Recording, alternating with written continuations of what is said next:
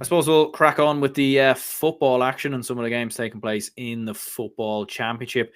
I don't know about you, first of all, though. Like, there was a few comments like that were flying in, obviously, on YouTube videos yesterday, and I was at the Dublin Roscommon game. I put out a tweet basically on my own profile, basically, I suppose, mentioning the attendance of the Dublin Roscommon game. And I suppose we'll start with that just because I think it is a huge talking point. It was Dublin 219, Roscommon 13 points. Very comfortable win in the end. I think the scoreline flattered Dublin, to be honest with you. I don't think it was a 12-point win.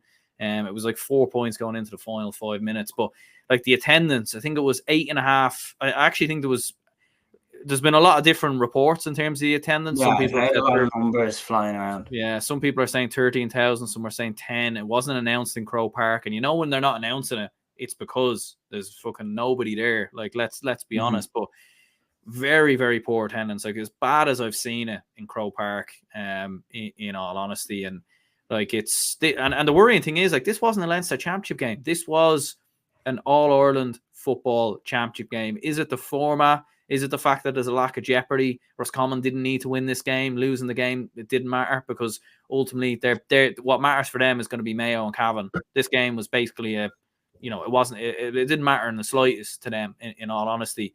I think we all knew Dublin were going to win the game. Just feels like the football championship has been very, and I don't know if it's because a lot of the same teams are playing each other as well, but I don't know. I think the football championship, it's just been very boring so far this year, I think. In comparison to Ireland, anyway. So they put the foot down on the accelerator and then hit the brake real quick, and then hit the accelerator again and then hit the brake. And because, like, Desi Farrell was saying it in his press conference after the Meath game, that he was like, you get to such a high level when the league is finishing up and Dublin are playing against Kerry and they're hitting top form, and they're playing against Derry in the league final and they're playing out one of the best games of football that we have seen. And then it just completely falls off the cliff before the Meath game. Like, it just completely falls off a cliff. And you're left there wondering, like, Dublin don't have any competition up until the Leinster final against Louth, where Louth definitely challenged them. But in this game, just in terms of the general style of play, I do personally think that we need to start looking at some sort of a shot clock. Like, I really do, because I was there at the game and as well, man, and I was over in the Hogan stand, and I know you were in the hill, like I seen your tweet, and like, just in the general play, like, I'd love to get your opinion on it as well. Just the general play, like a general move, both teams, just their general move of when they got the ball is not exciting. No, it's just not very. It was just a very laboured game, and I thought it was, I think the Louth Meath game had plenty of excitement. I think Donegal Tyrone was probably somewhat similar to this game, where it was just very laboured. It was like Donegal Tyrone game probably had a bit more excitement, in fairness, but this game it did just feel very laboured. It felt like an air of inevitability about it. And again, I don't think Roscommon actually played, like, they lost by 12, but I actually don't think they played that badly. Like, their shooting was actually very, very good. And, like, fair enough, they lost by 12. It looks like a hammering and everything else, and there's more pressure maybe building on Davy Burke. But I don't think they played that badly, to be honest with you. I actually think they can take a bit of confidence going into the Mayo game. Yeah, they came with a game plan. There's no doubt about it. They came with a game plan. They were saying, I think that they were looking at last year and they were going, you know what, we were close to Dublin last year. We should have won that game. I thought that they looked at Louth as well and looked at what they themselves had done last year. And they said, look, we just need to stay in the game until the last quarter. And then in that last quarter, we'll spring Ben O'Carroll off the bench. We'll spring Ultan Harney off the bench. And that's the type of vibe I got the minute I saw their team. Once I saw Ben O'Carroll not starting, Ultan Harney not starting, I was like, okay, you know what? I think Roscommon are going to wait until the last 15 minutes and then go for it. And I think they did. And once the game loosened up, the dam broke and Dublin stitched them up for 2 goals. And once Dara Craig hit that point, I think it was in the 54th minute, that put just 2 points between the teams. I think that made it 15-13. Or what did Roscommon finish with? 13 or 14 points Roscommon finished on? 14? Yeah. 13. So I think that made it 15-13. Roscommon 2 behind, and that was their last point. Dublin hit 2 goals and 5 points. 2-4, in the last quarter. Like, you cannot do that against Dublin. And the Conor Callaghan goal was a vintage Dublin counter-attacking move. But in terms of like the general play, whenever teams get the ball now, especially in games against Dublin, whoever plays against them, the general move of just in your regular average GA match now, pretty much across the board, that all teams now, they all hold the ball and just pass it backwards and sideways. And then they move it forward in a very controlled, very like zero risk approach. There's no contests anymore. There's no high ball going, there's no two midfielders going up to win ball anymore, or a full back and a full forward going up to catch a ball. Like, that doesn't really happen anymore. So I think if you were to introduce like some form of a shot clock, and I think it's something that just needs to be actually speculated, how can we encourage teams to attack more?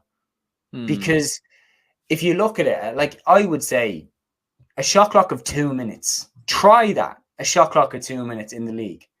Because if you have the ball for 2 minutes and you do nothing with it, you deserve to be turned over. If you had the ball for 2 minutes and you did nothing with it, that's not going to be entertaining to watch. And at the end of the day, it's a sport, but it's also part of entertainment. And people who pay their money to sit down and watch a game should be entertained. Yeah. And like, just that, like, I don't know, it's just, in general, just the zero risk taking, it just isn't the best thing to watch. And the thing is that, like my dad was saying to me, he was like, but the average level of scores have gone up. Like, Dublin are scoring more in matches than they would have scored 15 years ago. I'm saying, yeah, they are, but, and every team is, for that matter. Every team is scoring more now than they would have 15 years ago, but they're not taking any risks.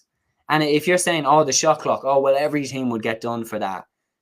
Initially, yeah, there'd be a few teams that would get caught for that. But you look at a game in the 1990s and you look at a game in the 2000s, the early 2000s, when, let's be honest, football was more entertaining to watch. Like, I'm not talking about the top games. I'm talking about, like, you throw on a Division 2 league match. It's going to be more entertaining to watch than a Division 2 league match today. Yeah. But you put on any one of those matches and just see, I guarantee not any of those teams will get caught with a 2 minute shot clock violation. Yeah. Because it was all catch and you boot that ball down the field. There's none of that anymore. Yeah. But I think it would gradually move back towards that if you implemented the shot clock. Basketball used to not have the shot clock. 1954. There was the worst game of basketball of all time. Do you know about this? No, I know much about basketball as I know about, I don't know, I won't say. But in basketball, they had, in the 1950s, they had the worst game of basketball of all time, where it finished something like, 16 points to 12 in basketball, which is astonishingly bad. That's the score after like a minute now. But basically, they implemented the shot clock because they were like, we can't have that again. Yeah. And now basketball is so entertaining. Like, you watch that, you know that every time they have the ball, they're attacking. There is no keep ball. Yeah, Skyglass says here, let's be honest, people would only show up if there's a concert, an all-on a core, semi-final, or Dublin versus Kerry, or Dublin versus Mayo, etc. Kind of is gone that way. Kind of is gone that way. Porter says Donegal form. Bit of good news for football. Yeah, it is true. We'll get on to that.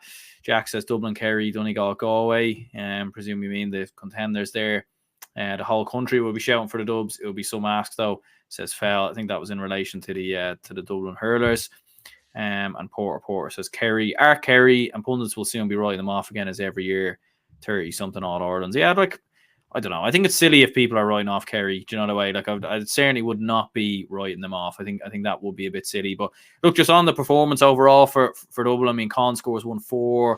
Paul Mannion 2 points, looked a lot more bright. Ross McGarry was very good. Con Basquel, obviously, comes off the bench, gets a goal. More game time for Jack McCaffrey.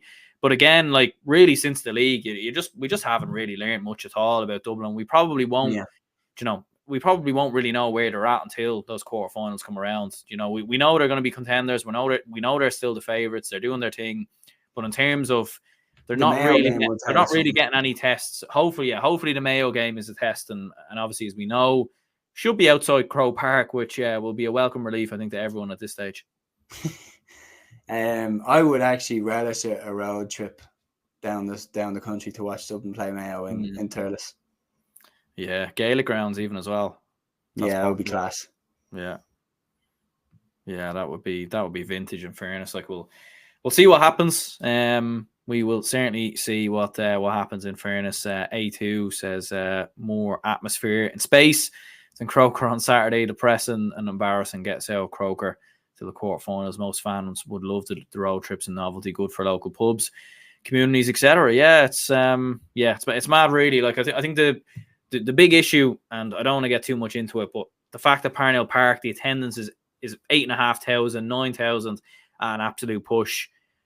Until the attendance drops a good bit below that amount, say in Croke Park, like there's not, like, say for example 10, 15,000, 20,000, and then I know some people are saying, well, take Dublin out of Dublin and give them home games in Tullamore. I don't necessarily think that's the right way to go about it either. No, but look, that's how it is, and I'm sure the conversation and everything else will rumble on. Donegal 21 points, Tyrone 14 points. Tyrone, I suppose it was a very similar game to the Ulster semi-final. The only difference, obviously, was that Donegal pulled away. Tyrone kept battling back into the game. Oisin Gallen, very, very impressive from a Donegal perspective. And Tyrone had their moments, but overall, a fairly comfortable win for Donegal. Like Kieran Thompson, 2 points from him. Jason McGee with 2 points. Patrick McBurty obviously starts, gets 2 points there as well. So yeah, fairly comfortably enough there from a Donegal perspective. Yeah, no, this one wasn't as tight as the last one. It definitely looked like it was going exactly the same way as the Ulster game had gone. The first half was literally neck and neck, back and forth, tit for tat. And Donegal led by the minimum at the break. I was thinking, here we go, second half is going to be razor thin again.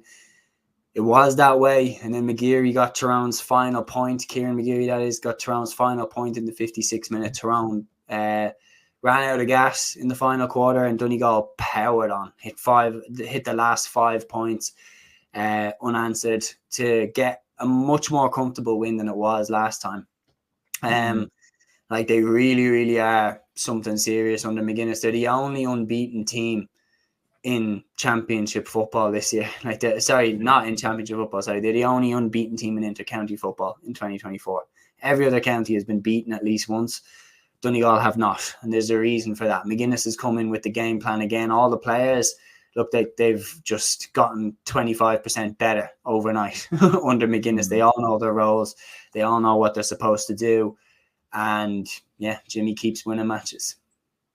Yeah, like I think the only game they've lost all year was the McKenna Cup final. I think the Derry, I think it was. From league on, yeah.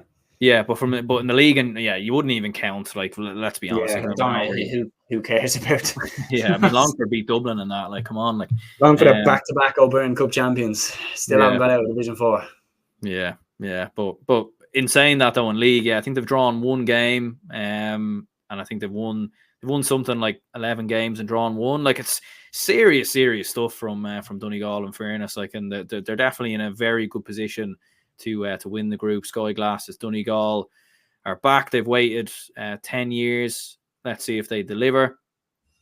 Jimmy winning matches, says Porter, and Porter says, well, Derry fine form. I'll leave out your other part of your comment there, but yeah, look, I think Derry might find form. They could find form. Yeah, trying to wheel us in there, but no, look, I think Derry will find form. Look, they're certainly not gone. There's absolutely no doubt about that. They're certainly not going anywhere. Louth 310, Meath 9 points. Louth's first win since 1975 against Meath. Quite the statistic. However, before mentioning the game, I do want to say an incredible story, and a very sad story actually. But Matthew Costello, his dad, fortunately passed away in the build-up to this game. He still played. He scored the first point. And I think what I was getting to was the incredible resilience shown there by the young lad to go out and play. Again, like we saw something similar, obviously, with David Clifford last year. Like, it's incomprehensible to me, to be honest with you, to be playing a game of Gaelic football after losing a parent. But, like, Jesus, like you wouldn't have the words really to describe that, to be honest. Yeah, no, like I want to echo that. My biggest, deepest condolences to Matthew Costello, to everyone of the Costello family. Paul Costello it was, his dad passed away. And Matthew still goes out, suits up and represents his county and hits the first point of the day. Like, just such bravery, such determination, and such leadership as well from such a young man. And O'Rourke said that, like, that Costello insisted on playing. And yeah, like, for such a young man, like, he's still in his early 20s. Like, I'm probably the same age as Matthew. Like, it's just a staggering level of character to show, to go out and represent your county. And yeah, just want to wish that Paul rests in peace, and deepest condolences to Matthew and to the whole Costello family, and to anybody in Dunshaughlin as well who is affected by the tragedy, anybody in Meath, anyone in general. And yeah, no, Matthew, like, you did Paul proud. Yeah, deepest condolences. Absolutely, yeah. Like, and yeah, absolutely. In terms of the game, big win for Louth. First, obviously, win against Meath since 1975.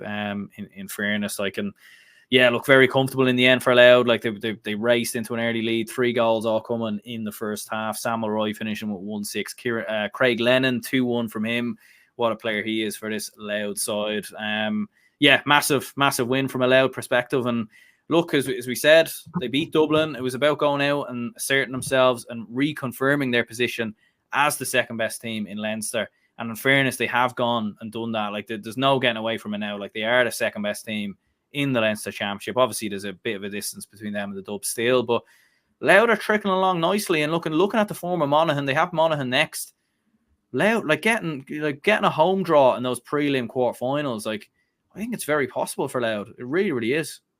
Yeah, it definitely is. Like, I mean, you look at how bad Monaghan were against Kerry in round 1, and like, I was genuinely watching the Kerry Monaghan game, and I was like, Louth would give Kerry a better run than this. Like, Louth would give Kerry a better game than this. And I know that they didn't last year, but they definitely are digging their heels in more this year. Like, Dublin washed them away last year. Dublin found it difficult against them this year. So I think, look, GA math doesn't always add up. Maybe Kerry sweep them again this year, but I think Louth are going to give them a better game this time. You have this situation here where, on paper, everybody will look at it and say, well, Meath will beat Louth. Louth are legit. They've been getting better and better now over the last few years. And I personally thought, with Mickey going, I thought they were going down out of Division 2 and they would slip back a lot. I genuinely thought that.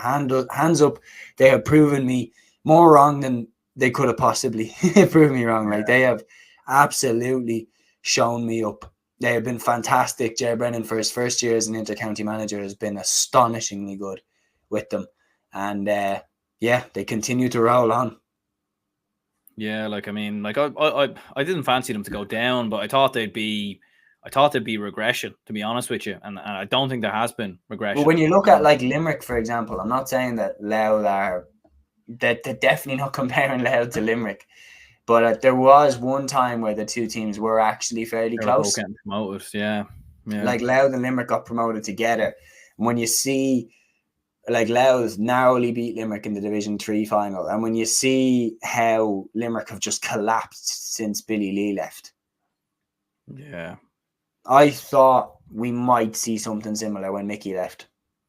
Like, it's you could arguably say they actually look better. Yeah, I think they do. They definitely played better against Dublin. Yeah, and like the amount of goals they're scoring, I think that's 25 goals now in both league and championship. Well, so, like, there was some stat as well. That's the first time Dublin have conceded 2 goals since, like, 2017. In Leinster, I think, yeah. Which is absolutely crazy, and I think it's the first time Cluxton conceded 2 goals. I think in yeah, that's rare as well. Cluxton don't concede goals like that. So yeah, no, that absolutely mental. But fair play to Louth. Look, I think in my predictions, I backed them to finish second and in the group, and I think it's looking very likely. You would expect a response from Monaghan. Don't get me wrong; there has to be a response from them, but I think Louth are taking along very, very nicely indeed.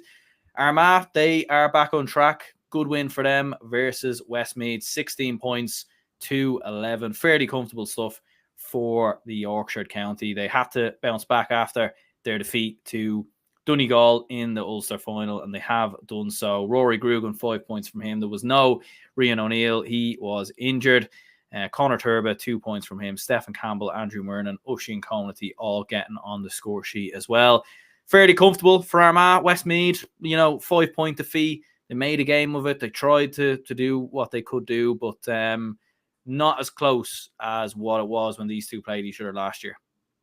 Yeah, it wasn't as close, but it definitely is just one that Armagh needed to get through. Westmeath are a tricky side. They're always going to dig their heels and they're always going to make it difficult for you.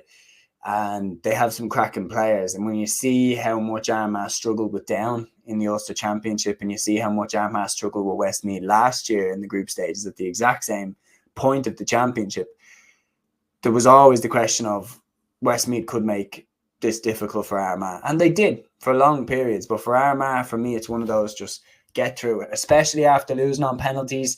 Just get back in the winning column, get a win back under the belt, and carry on. This one didn't need to be a fancy win that grabbed all the headlines. You just need to go there, do the job, and get out. And that's what they did. Yeah, like for Westmeath, you felt like maybe this was the best chance for them to pick up points. Like I think next up they've Galway at home. Galway in very good form. Like it's looking like Derry might even need a win potentially to even stay in the championship when they play them. So you felt like with Armagh, with their fragility and everything else, fragileness, obviously having lost the Ulster final, you felt like if there was a game for them to get points, it was probably this one. But as you said, like not meant to be. Yeah, no, that's it. And like I think that they would be looking at this one and saying like big opportunity missed, because Galway seem to have found themselves again. And Derry, as you said, are rattled by the fact that they didn't get that. And if Armagh go and beat them, which I think a lot of people are actually tipping to happen, then Derry all of a sudden really need to beat Westmeath. So I think, yeah, big missed opportunity for Westmeath. But I'm looking forward to the Armagh-Derry game and how I'll be keeping very close tabs on it, because if Derry go out there and lose 3 in a row, yeah, then there's massive question marks. Then there is massive question marks. Because I think when you at the start of the season you were saying to yourself, like, Mickey being a Tyrone legend, like I was thinking, while I was definitely buying into how good they are, because I saw them go toe to toe with Dublin in a way that I haven't seen anybody do in such a long time. Like in terms of that, Dublin were on it, but Derry were just as good as them. I was also like, I wonder what Mickey and Derry will be like when they hit turbulence. Yeah, we're seeing that now. We're gonna find out. Yeah, it's going to be, looking forward to next weekend's games. In fairness, some absolute crackers. A2 says Louth getting to a quarter final. Wouldn't surprise me if they have a right cut of Kerry. I would agree with that. Would certainly agree with that, especially if they can play similarly to how they played against Dublin. I think they have a massive chance. I think Kerry have to be bold in that game. I think they have to push right up on them. Yeah.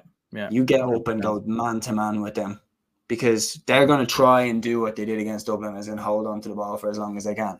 Yeah, every man inside their own 30-metre line. I think Kerry need to just go, okay, we're going to go up and go toe to toe with you. I suppose before we finish up then, player of the week, moment of the week, what would you be thinking? On a completely non-biased note, moment of the week, Dublin beating Galway. And player of the week, I would probably give it for his performance. I thought Chris Crummey was immense. I thought he was absolutely unbelievable. Yeah, I think I'd go player of the week in hurling. Yeah, Chris Crummey. Football. Kyle Hayes deserves a shout as well. Yeah, Kyle Hayes definitely deserves a shout. Football, I'd probably go Craig Lennon. Thought he was outstanding 2-1. Craig Lennon or Oisin Gallen. Oisin Gallen, yeah, definitely deserves a mention. Moment of the week, I think hurling, Dublin beating Galway, no doubt about that. And probably moment of the week in football, obviously with Matthew Costello playing and the resilience shown and everything else. I think you'd have to go and mention that. In terms of football, there wasn't really too many great moments or great games, to be fair. Louth beating Meath, to be fair, first time since 75, huge for them, in fairness. So yeah, we'll go ahead and wrap this up here. Anyone who did tune in, if you could hit the like button and subscribe, that would be great. Make sure to check out Seamus's YouTube channel as well on Clitha, and make sure to subscribe over there as well. And anyone tuning in on any audio podcasts, if you could leave the podcast a rating, that would be great. And we'll speak to you all in the next one.